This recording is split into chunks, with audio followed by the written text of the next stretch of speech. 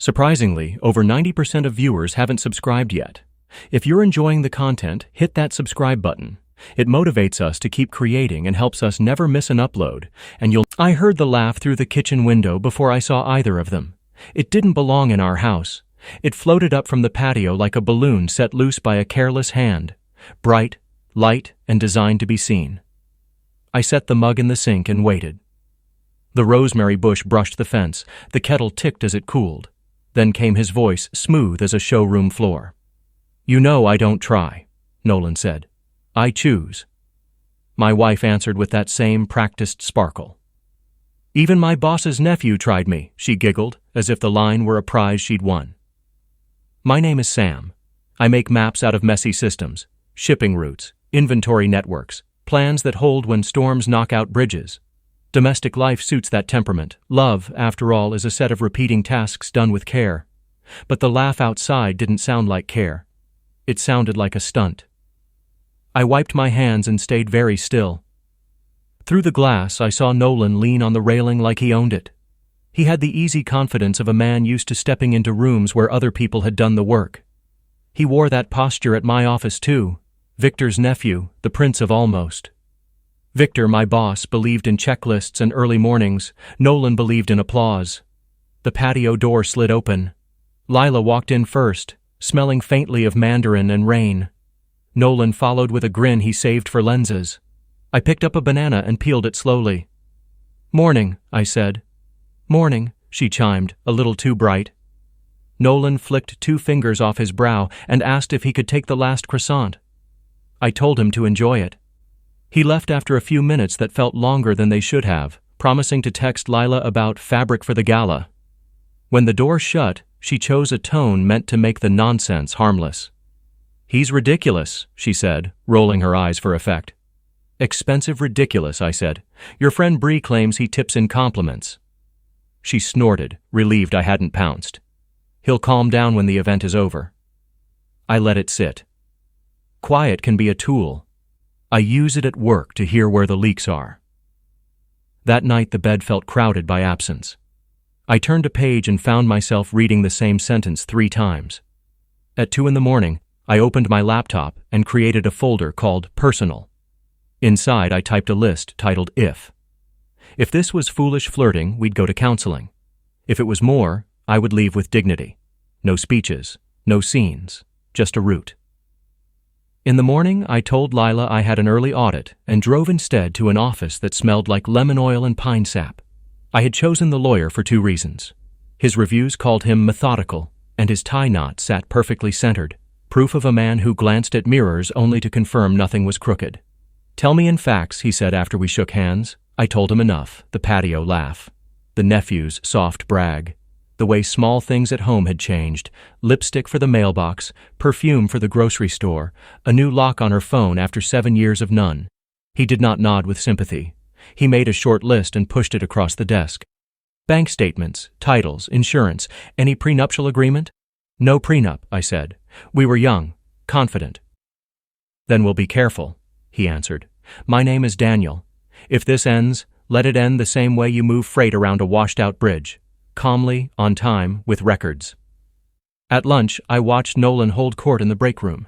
He laughed at something an intern said, and then repeated it louder, claiming it as his line. When he glanced over, he wore an expression I recognized from a toddler who has found a switch. He was checking whether the lights would turn on just because he wanted them to. I did not give him the satisfaction. The next week, Lila announced she had joined the charity's planning committee with Bree. "It's good for me," she said, eyes bright. "It gets me out of the house." "You're rarely in," I replied, but without sting. She heard it. Anyway, she pivoted to logistics, mocktails, silent auction, photo booth, and I nodded through a full forecast of eventual expenses. I am not a jealous man, but I am a careful one. I made small changes. I separated our savings. I updated my payroll deposit. I set up a new email account that didn't autofill to our shared tablet. Nothing dramatic, nothing cruel. Just walls moved an inch at a time until a different floor plan appeared. Lila started staying out later. Tuesdays were class. Fridays meant meetings. Sundays became brunch that stretched into volunteering. She posted pictures of centerpieces and place cards, hands carefully cropped from the frame. Nolan commented on every image like a man tossing coins into a fountain. Icon. Vision. Muse. He added star emojis as if he were dusting sugar. Lila replied with suns. One evening, I found Nolan's limited edition jacket draped over the arm of our chair, tag still dangling. I tucked it into a shopping bag and put it in the hall closet. The smallest acts can be full of meaning if you let them. I left no note. Bree came by twice, once to borrow a cake stand, once to return it. She chatted about timelines and sponsors and how Nolan knew a DJ who reads the room. She said it as though reading a room were a rare art, not something decent teachers do every day. Does Nolan read you? I asked. Easy. She laughed, but not like the patio laugh. This one had a catch. He reads himself, she said. The rest of us are furniture. I filed that away. At work, Victor pulled me into more meetings. He liked my habit of arriving early and leaving the newest coffee for whoever needed it more. Nolan began appearing in those meetings with the timing of a man entering halfway through a movie and explaining the plot. He called me S-Man in front of clients. They smiled politely. Victor frowned at his notepad. When HR announced a leadership off-site, Nolan RSVP'd with fireworks. I booked the standard room and packed a book. The hotel served fruit water and glass dispensers and piped in music that sounded like a compromise. During a session on risk, Nolan told a story about a yacht charter that went sideways when the bartender mixed the wrong juice. We learned nothing except that Nolan believes a ruined drink counts as adversity. At lunch, Victor asked me to walk the perimeter. He stared at a hedge trimmed hard against a path and said, "You're steady, Sam. Do you want to be?" "I do." "Good. My company needs steady. So do most homes." He left it there. I carried the sentence like a card in my pocket. When I got back from the offsite, Lila was wearing a dress the color of an idea. "We should host a small planning night," she announced. "A few people. Short, classy." I agreed before she could act offended, and that stunned her more than a fight would have. We shopped together. She bought truffle chips and glossy olives. I added sparkling water, 3 kinds. On the drive home, she hummed a tune with no melody. The night arrived, our living room filled with careful outfits and voices that sounded like curated playlists. Nolan wandered in late, kissed both Lila's cheeks as if we lived in a novel set on a coast, and let his hand rest a fraction too long on her shoulder. Victor came too, quiet as ever, leaving warmth in his wake like an old radiator. He asked after my mother, and then told me without telling me that he worried about his nephew. People left agreeing with themselves about how generous they were. I took out the trash. Under the compostable cups sat a small program from a wine tasting. In a corner, 2 initials, N and L, knotted together by a spinning pen. Into my pocket it went. I am not a man who celebrates vandalism, but I understand documentation. That week, Daniel called. "We'll be ready when you are," he said. "No need to provoke. Paper does the speaking." I chose a Tuesday morning. Lila said she had class. I said I had inventory. I drove to the courthouse under a sky. That looked determined to be ordinary. The clerk stamped my stack without a hint of drama, and just like that, the route changed. I felt neither triumph nor despair, only relief, like water weight leaving. I did not tell Lila that day. I didn't ask questions whose answers I had already charted. I cooked dinner. I listened to her describe the charity's theme as if it were a philosophy. I washed dishes and dried them. She went to bed scrolling a page full of photos of other people pretending to be candid. 2 days later, an email arrived from her new attorney, a man her friend Bree recommended. His signature contained more gold than necessary. He proposed a meeting to resolve matters amicably and promptly. Daniel scheduled it. I found a clean shirt, the quiet gray one. Lila selected a dress that made her look like a poster for optimism. Before we left, she paused at the mirror, twisting an earring into place. "You know I love you," she said. Words hurried, like running for a door that's closing. I met her eyes in the glass. "I know what you love," I said, not unkind. "I hope it brings you peace." The office we walked into held shelves of books that had been opened more than once. Daniel greeted us with the same calm he'd offered on the first day. Lila's lawyer, Conrad, sockless and suntanned, smiled like a man whose dentist says he flosses better than average. He asked for coffee before he said hello. "We'll keep this simple," Conrad announced. "No need for drama." "Agreed," Daniel said.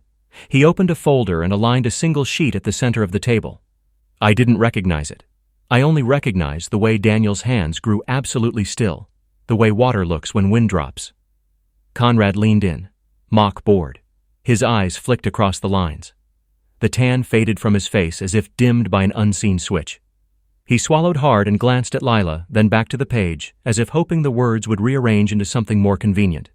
He made a sound that wasn't quite a cough. Then, softly, like someone discovering a fire alarm in a library, he whispered, "Oh my God, you married him." I didn't speak. Neither did Daniel. Lila stared at the paper as if it were a mirror she didn't recognize. The room held its breath. Outside, somewhere, a truck downshifted. Inside, everything shifted quietly, all at once. Lila's silence hung heavy in the air after those words, "Oh my God, you married him." For a long moment, the only sound in the room was the faint hum of the air conditioner, the slow rhythm of someone's world collapsing. She blinked rapidly as if each blink could rewrite what was printed in bold black ink before her. Her lawyer, Conrad, shifted uneasily, trying to recover the confidence that had drained from his face. There must be some mistake," he stammered. "Surely this can't—" Daniel, my lawyer, didn't let him finish.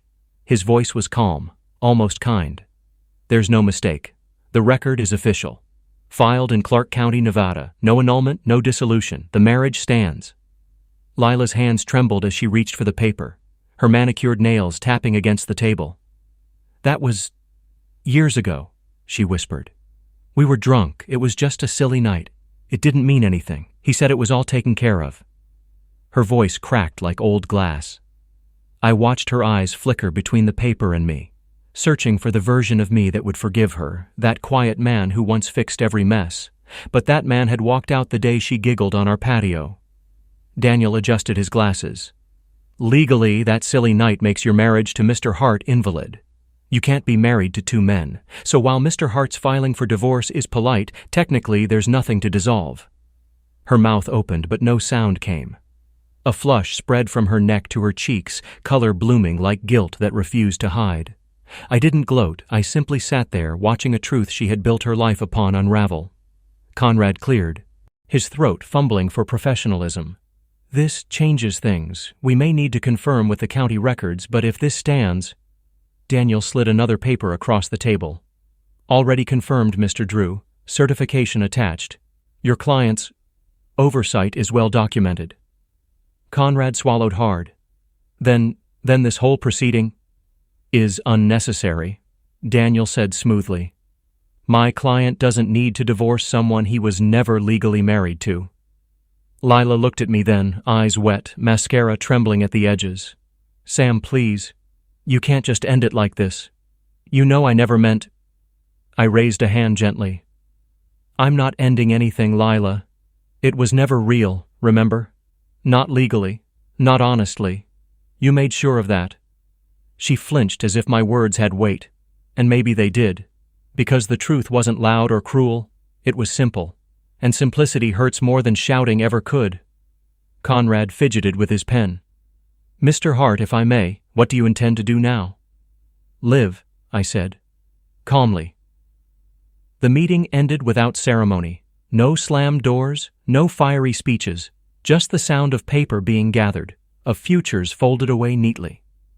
As I walked out of the building, the sky seemed unusually blue, as though the world had been holding its breath and finally exhaled. Outside, I paused by the steps. Lila followed, her heels clicking like punctuation marks behind me. She caught my sleeve. "Sam, don't do this," she pleaded. "You can't just walk away from everything we've built."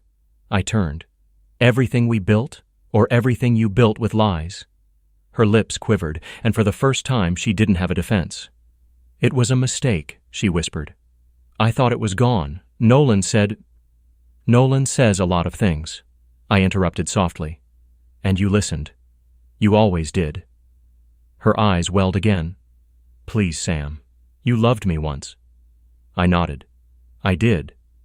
but love built on deceit collapses under its own echo. I stepped back. Take care, Lila. I left her standing there, framed by glass and sunlight, beautiful, broken, and suddenly ordinary. That evening, I drove home through streets that had memorized our past. Cafes where we'd laughed, a park bench where she once told me she couldn't imagine life without me. Funny thing, life keeps going whether or not someone can imagine it. When I got home, I opened the hall closet. Nolan's designer jacket was still there, folded in that neat shopping bag. I pulled it out, ran my thumb over the label, then carried it to the porch. The evening breeze carried the faint scent of his cologne, a mix of arrogance and artificial charm. I hung the jacket over the railing and left it there, knowing the neighborhood sprinklers would finish the job by morning. Over the next few days, the world didn't explode. No drama, no screaming headlines, just silence, the kind that feels clean. Daniel handled the paperwork, Victor kept the office steady, and Nolan soon learned what happens when you think the world bends to your grin. It started quietly. A memo circulated that Victor would be restructuring his management team. Nolan's name wasn't on any list that mattered. One afternoon, I found him pacing near the break room, his phone pressed tight to his ear, voice rising. "What do you mean, terminated? You can't... Uncle Victor, listen." He turned and saw me. For a heartbeat, his mouth opened like he might throw another taunt, some smug line to remind me of his place above mine. But he didn't. Maybe because he saw it in my eyes. That calm wasn't weakness. It was completion. The next day, his desk was empty. Later, Victor called me into his office. "You didn't say a word to me about any of this," he said quietly. "About Lila, about Nolan." "I didn't need to," I said. "Some lessons teach themselves." Victor nodded slowly. "He thought charm could replace integrity. You proved otherwise." I didn't smile, I just thanked him and left. The lesson wasn't for Nolan, it was for me. That silence can be sharper than revenge. That dignity outlasts scandal. Weeks passed. The house grew lighter without Lila's noise. I kept only what mattered: books, a few photographs that still told the truth, and a new piece that filled the spaces her laughter once occupied. One evening a letter arrived. No return address, but I knew the handwriting. Inside was a single line written on creamy stationery. I didn't realize what I lost until I saw what I broke. No signature. None needed. I folded the note once, placed it in the drawer, and never opened it again. Some nights I still hear echoes of that giggle from the patio, the one that started it all. But it doesn't hurt anymore. It reminds me of who I was and who I refused to become. Revenge had never been about destruction, it was about revelation. And sometimes the quietest truth is the loudest justice. Lila's face froze as if time itself refused to move forward. Her eyes darted from the paper to me, confusion melting into disbelief. "What does he mean?" she asked, her voice trembling. Daniel folded his hands calmly. "It means, Mrs." He paused. "Miss Carter, that your previous marriage to Mr. Nolan Evans was never annulled. Which means, legally speaking, your marriage to my client never existed." The words landed like thunder in a silent room. Lila's lips parted, but no sound came. Her lawyer looked stunned, staring at the document as though it might rewrite itself if he blinked enough.